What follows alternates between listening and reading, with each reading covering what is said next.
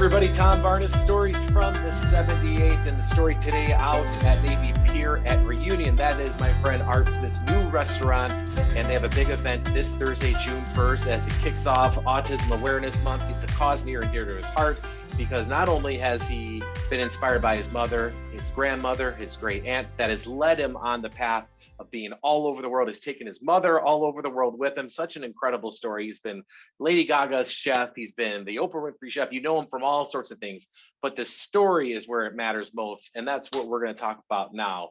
This is Art Smith. Your mother traveled throughout all over the world. How many places do you think that you've taken your mother? I think I took her to about 15 countries. Wow. That's incredible. Yeah, she was the most well-traveled mother you can imagine. And I will say this, if you as a person had the ability to do that, I was able to do it because people wanted me to travel to some place. And I just I said, if you want me, my mom comes with me.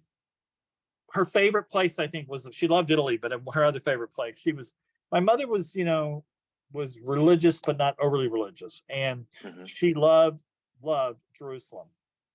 Oh, I'm actually going there Friday. Are you? Fantastic. Yeah. And we stayed at a beautiful hotel in Tony Blair's former apartment when he was there, called the American Colony. I mean, Mama had it up and had these wonderful, very kind Palestinian people wait on her. It's in the Muslim quarter of Jerusalem, and where the Damascus gates are, the old section's really cool.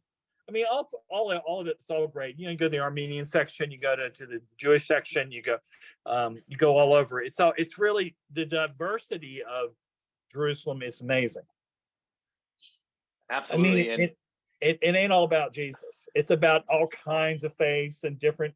And what's more beautiful is, like, we were in this apartment with this balcony at this beautiful, it's an old pasha, which I think that's an old Ottoman palace. And because, the Ottomans were there.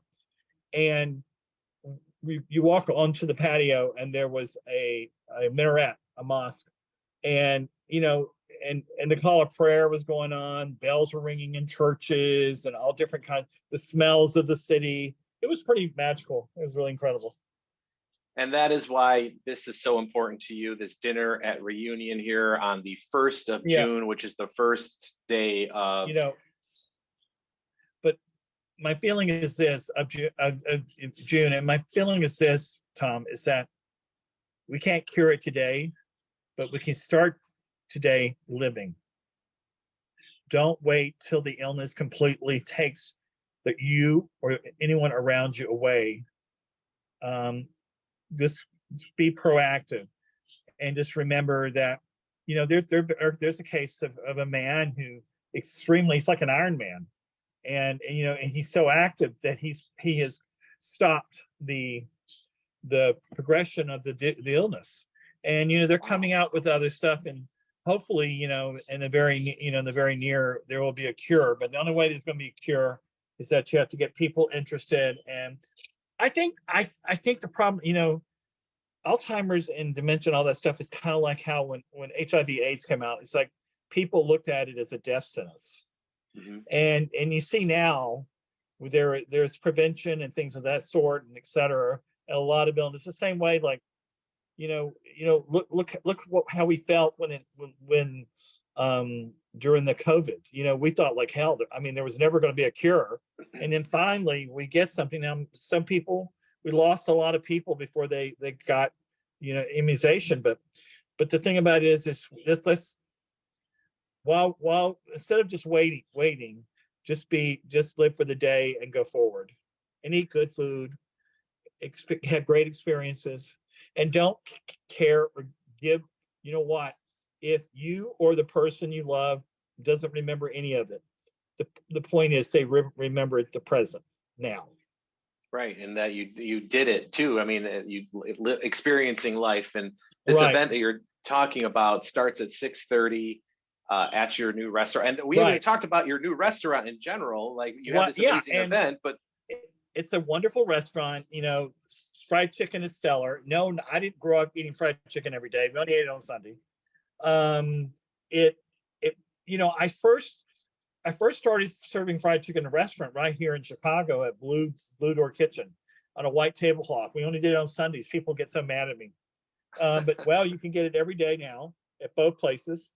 And we have really nice dishes. We had a huge, big success at our restaurant at Walt Disney World at Homecoming in Disney Springs. And, you know, Navy Pier is the Disneyland of the Midwest. And many people go there. It's very family. Also, the diversity is incredible. And, you know, what's great about Navy Pier is that it gives people the opportunity to just, they can, whatever activity they want to do, you know, whatever, or wherever they want to eat. You know, some people just maybe just want to go eat at McDonald's, but if they want to go and sit down with their family at a table, there's a celebration, there's us. And Cool. We are a great ultimate family restaurant. Right, you're right. Navy Pier in the last couple of years really has transformed itself. Yeah, and now right. And you can't get better views than when you're at Navy Pier looking back at the city, right? I mean, right. And my partner Manolis Alpagianis and George, they have worked really hard on. If you go and see it now, our patio is open. It's beautiful, and we have this giant patio right in the front of the pier, and it's just been landscaped. Stan Thorson from Gethsemane redid it. It was beautiful, landscaped, and put in lights and everything. We did it. We opened late last year, so we didn't get the full thrust of the season. But it's already getting really busy. Well, it's been an absolute pleasure talking to you, Chef. I appreciate your time, and what a wonderful event to honor your grandmother, your great aunt, and your mom. That's wonderful. Well, my pleasure. And you know, the great thing about all those three women, they've all left me with something. Whether it was my aunt got me interested in entertainment, my grandma got me interested in serving people, and my mother taught me how to be charming and how to kiss babies and sell food. They all left me something, but they also left me with recipes, and recipes are like a time capsule. And every time you eat them, you think of them. So again, my feeling about it is live for the day. Don't wait for the tomorrow. Live for the day. Thank you, Tom. Absolutely. Take care. My pleasure.